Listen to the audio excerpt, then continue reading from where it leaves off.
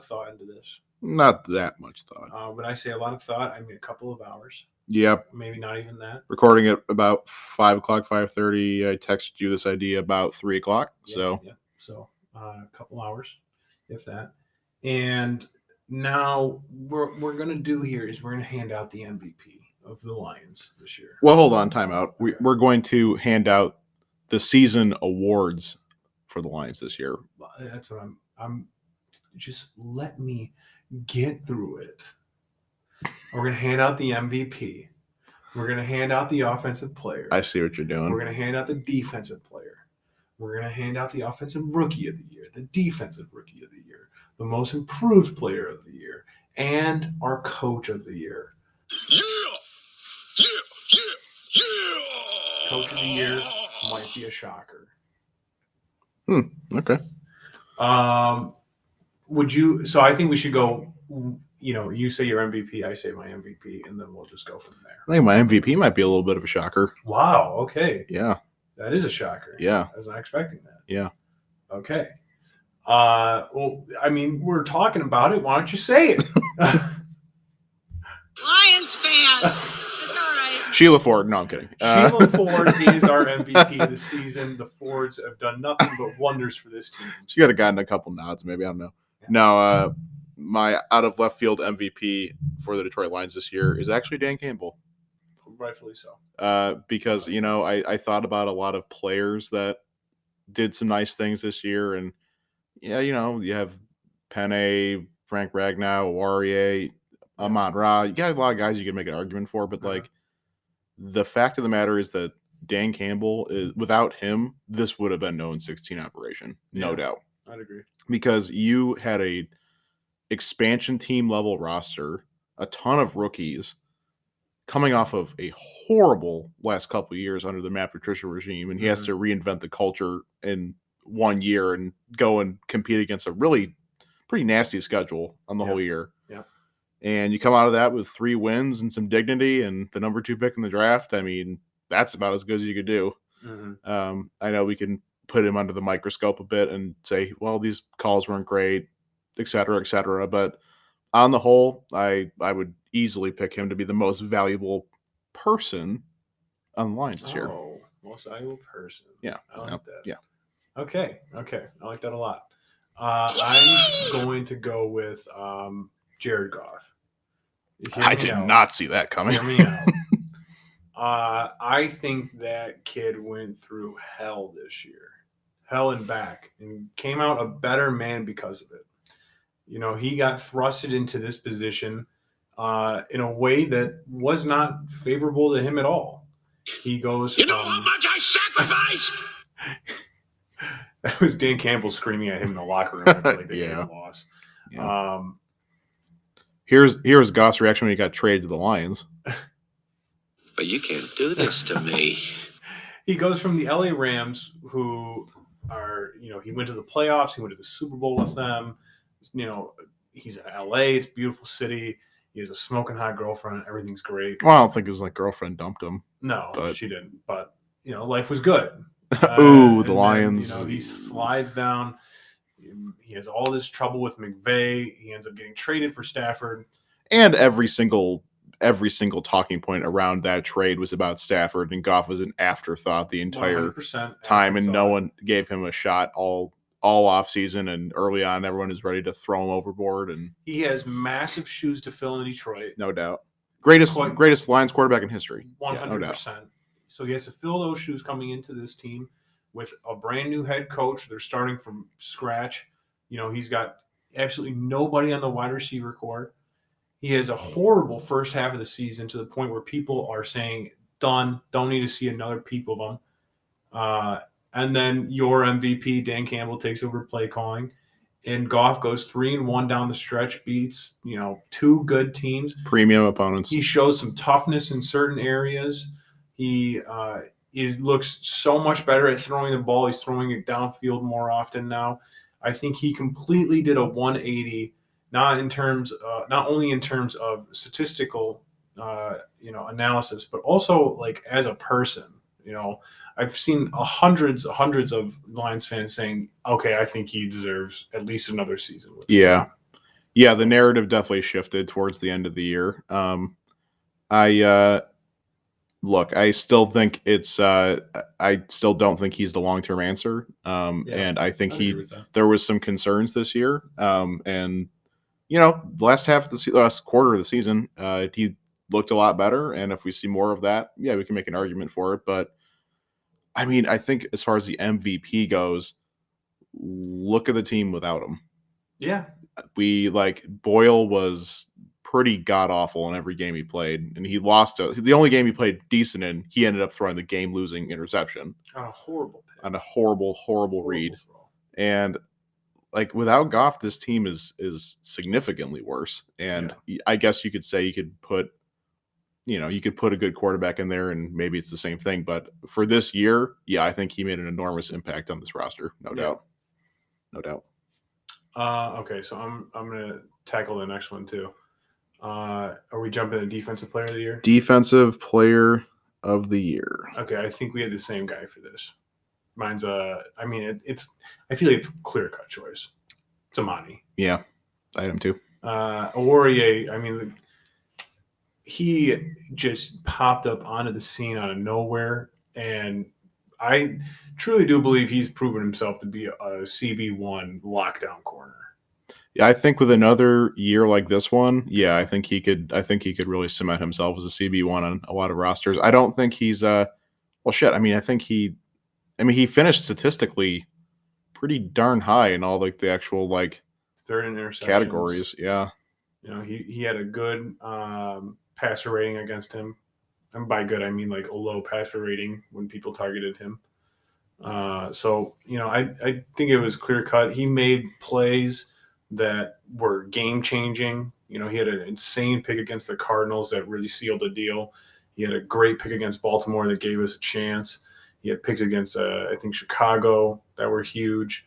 And every single game he was in, he was put up against wide receiver one every single time. And I think that's a huge part of why he's made a bunch of big steps. He's playing premium opponents, and I'm gonna completely fuck up the expression, but it's something like iron sharpens iron.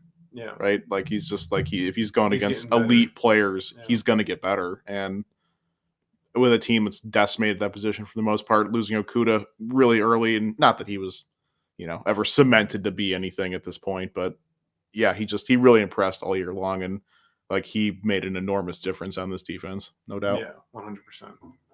All right, flipping it over to the offensive player of the year. Who do you real quick? Sorry, we're gonna have all offseason to talk about roster moves and stuff, but would you be feeling good if he was CB1 and then maybe give Okudah another shot here at CB2 and just see how it goes? Maybe not. I think you have to, because I don't think you can spend any big money on a corner. No, and I don't think you can draft one in the first round either. No, I think it's out of the question.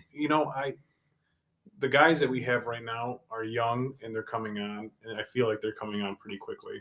We'll get into a little bit more with my defensive rookie of the year, but I think that you owe Okudah at least one full season. Hopefully, he can stay healthy for the entire season, and a chance to work with these coaches that seem to be developing our DBs at a very good rate. And yeah, hopefully he can make a similar jump, and even just into a serviceable corner would be great.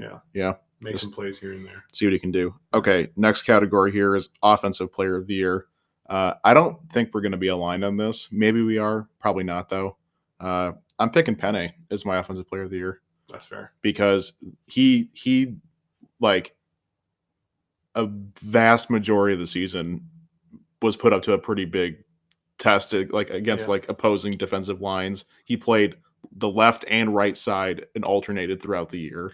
He's a rookie. What's crazy is that he was horrible at right tackle in the preseason. Yeah. And then he ended up being the 6th ranked right tackle in the league by the end of it.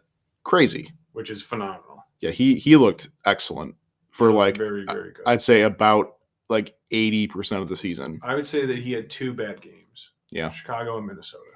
But there was that game that there was one game where he was playing against Bosa. The first game of the season, and Bosa didn't get a sack. Yeah. I think he only had a couple tackles, maybe. And we just saw what that dude can do, in the playoffs.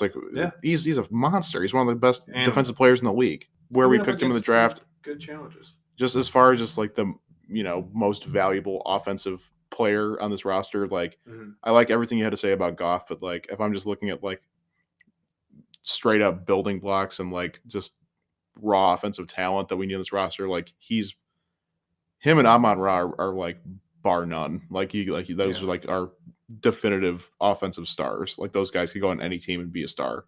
Mhm. And he made a huge difference this year, I think, in this line. 100%. I think he's going to be, solidified right tackle for years to come now, as long as Decker's still here. I think that we are not aligned, but I totally agree with yours. I'm going to go with Amon Yeah. just because the way that he came on at the end of the season. I mean, he did stuff that no rookie wide receiver has ever done before. It was hard for me to pick between those two, to be honest, They're because both phenomenal. they're both great. And yeah, but I think the thing for me with him was that he came on pretty late, Penei and was solid. Penei was just rock solid for about 75-80% of the season. So I would say even more than that. I mean, 2 games out of 17, it's a high number. Percentages on that, but who cares? But I mean, Amon-Ra was sensational down the stretch. He was clearly wide receiver 1, Goff's favorite target, filled in shoes for TJ and Swift. And Campbell just figured out ways to get him the ball. We keep drawing comparisons when Al and I are watching the 49ers to Debo, and which has got me drooling. If we I can think get him that level of involved in the offense, because he was phenomenal this playoff game. Debo's all over the field. He's in on almost every single play. And I feel like Amon-Ra can definitely be that too. They've already started showing it where Amon can get in the backfield, take the ball right out of Goff's hands. And that's really good because that is going to help when, he's on the outside and the defense is doing everything possible to make sure that he can't get the ball. Because you got to get the ball to your best players. When did they draft him again? What round? It was 4th or 5th round. Yeah, man. If Brad Holmes can just dig up a couple more gems like that, and that was again his claim to fame when he came here, that he just found a bunch of guys deep in the draft for the Rams and was a big part of that operation. If he can keep doing that, like, man, he hit on a stud there, no doubt. Got his first touchdown as a game-winning touchdown against the Vikings, which was also the Lions' first win. He had a couple very big moments this season. That's really where the season kind of shifted. I feel like. Mm-hmm. I feel like we got the monkey off our back. Yeah. We got the win. But then after we beat the Cardinals, it was like, well, anything's possible at this point. I don't know. Like, I don't know. Like, I felt like we were in every game after that Cardinals win. That was wild. Yeah. But no, Amon-Ra, great choice. So I definitely was my number 2 pick. Is Penei your offensive rookie? Yeah, he's going back to back on my list here. I got him for. I got Amon as my offensive rookie too. Yeah, I don't know how I could. Yeah. It's so funny that the best offensive player for both of our picks is just a rookie. But this is a talent-poor roster. Speaks to the volumes. It speaks to the volume of the team. They got a lot of action this year because of a pretty shoddy roster. But and the fact that Hawk was out for a majority of it. Even when he played, he wasn't that great. Defenses did a really good job of shutting him down. Yeah. And Swift too. I mean, he was injured for, I want to say, a majority of the season. And even when he played, he had a couple stellar games, but nothing.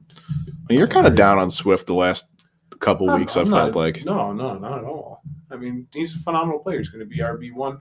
What my thing is, especially after watching Dallas and the way that Zeke has been playing recently, I'm just saying, unless if Swift is going to come out and demand money like that, I'm saying don't pay him. I don't even want to pay Saquon Barkley that kind of contract. No, absolutely not. Yeah. I don't want to pay. I mean, McCaffrey maybe, but you're rolling the dice because the guy can never stay healthy. Yeah. I don't believe in paying in running backs, which is not a very uncommon shake. I'm sure it will be a talking point in the offseason here when we get to all the potential transactions we can make. Yeah. But moving on here, defensive rookie of the year. So I'm rock solid on mine. I've been preaching his name all year. Curious as to hear who you picked. I think we're probably picking the same guy. I'm picking Jerry Jacobs. Yes, it's my guy. 100%. It was a huge blow when he went out. That really sucked. You kind of realized how much of an impact he was making when he was gone. Oh yeah, 100%. I mean, he was a very solid corner. The thing I love about him most is his tackling. He's very, very good at getting up there, chopping the legs. He always goes for the legs. He's never trying to tackle somebody standing upright, which for a cornerback never works or hardly ever works. He's always taking them out with the legs, and he's always putting a good shot on somebody. Yeah, I agree with everything you said. I love what I saw pretty much since he came on the roster, and the fact that he was a off the street free agent rookie. Undrafted free agent rookie. Comes in, and I think the Rams game might have been his first game, but he made like an immediate impact on the defense. He was already making plays like day one. Okudah, better make that leap quick. Yeah, I mean, a guy off the street outperformed him. Down your neck. Yeah, I hope he's back. I think he will be. I think he'll get at least another year. 100%. But no, he did some really nice things. So I also thought about putting Aleem McNeil here too because he had a nice season. He had a lot of sacks. For a rookie on the Detroit Lions defensive line, defensive tackle too. But I don't think defensive tackles get a whole lot of sacks. There was a lot of plays that were just really impressive from him this year. So he was very good in the run game. I definitely agree with that. Honorable mention. Also honorable mention to AJ Parker, who at times looked bad, at times looked good. Kind of like Jeff Okudah. Is this just the dunking on Jeff Okudah segment? I guess so. Because that's really all that's going on. It's really turned into that very quickly. You dumb bitch. Jeff. All right, 2 more categories here, and then we're going to wrap this thing up. Most improved player. We might be aligned on this one too. Well, you say yours. Amani. Yeah. Oh no, we're not. Oh really? We're not. I put Amon-Ra. I mean, most improved from the beginning of the season to the end of the season? Definitely. Okay. My impression on most improved is from last season to this season. I'm just talking about throughout the year. I mean, beginning of the year, he was like wide receiver 3 and not getting a lot of looks, and the offense was a big turd. And then by the end of it, he's breaking records and has Lions franchise records as a rookie receiver and NFL rookie records. He made a significant jump. Definitely made a significant jump. And the way that he was being, incorporated in the offense, as you were saying, kind of in a Deebo Samuel-esque role, that made a huge difference. I don't know. He just, throughout the year, from start to finish, ended up in a completely different place. And that's kind of what I was looking at when I was thinking about this. I think both ways of approaching it are valid. I think the yours is valid as well. It is traditionally not a rookie. It's somebody from a previous year to this year. But hey, we flow. We flow on this podcast. I love that. I'm like, hey man, both ways are cool. And you're like, yeah, but no. Yours isn't. Actually. But agree to disagree, but no. Yeah, no, you're wrong. Okay. No, but I can definitely understand that. But you can't do this to me. I'm picking out Warrior because he went from solid CB2, possible CB1 to solidified CB1, and a good one at that. A guy that can go out there and make you plays when you need it most. So I feel like he was an easy choice for me. Runner-ups. I mean, I don't even think we had that many people returning. No. Tracy Walker could definitely be in that. Yeah, you and I aren't really aligned on him. I don't know. Yeah, he had the career high in tackles, like 105, 109 career tackles this season. I thought he had a phenomenal season. I think I'm of the unpopular opinion that I'm kind of over him because we're getting close to contract time, and he's up, so I don't want to pony up for that. So okay, Coach of the Year is the last one that we have. I have Aaron Glenn. Okay, so I had Dan Campbell again, but I did have a note to say shout out, honorable mention to Aaron Glenn as well, because he was working with a pretty. He was working with crap. Yeah, he turned chicken shit into chicken salad. Yeah, that's the saying. That's the saying. No, I totally agree. I think Aaron Glenn, with the cards that he dealt, bluffed his way to a big cards he was dealt. What did I say? The cards he dealt, like he dealt them. Oh, the cards that he was dealt. I think he bluffed them into a big pot, and he did a really good job. Progressing with the DBs and taking these undrafted free agents and turning them into viable options. Yeah, this is what we were talking about. We wanted to see with this team early on, just like can we take these young guys in the draft, these scrappy players that are just wanting a shot? Can we actually make NFL players out of them? Like that was the hope. And yes and no. Some great, some not so great. And the record is what it is. But like, yeah, he definitely made some magic happen with that defense. And there was never a game.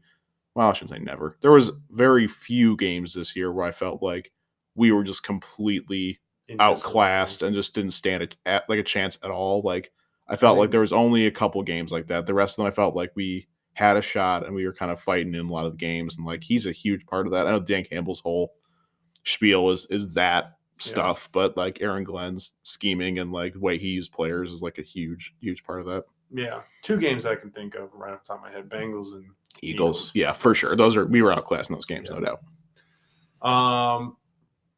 Was that the last one? That was it. That was it. All right. Well, that was the first annual Gridiron Zeros Flowers to the Lions seasonal awards show. Yeah, I don't love that title, especially with the fact that we are getting rid of Trey Flowers this year, potentially. Probably. I don't think it's even potentially. I think he's out. He's gone. Lions fans. It's all right. The dual drops always cancel each other out. So good.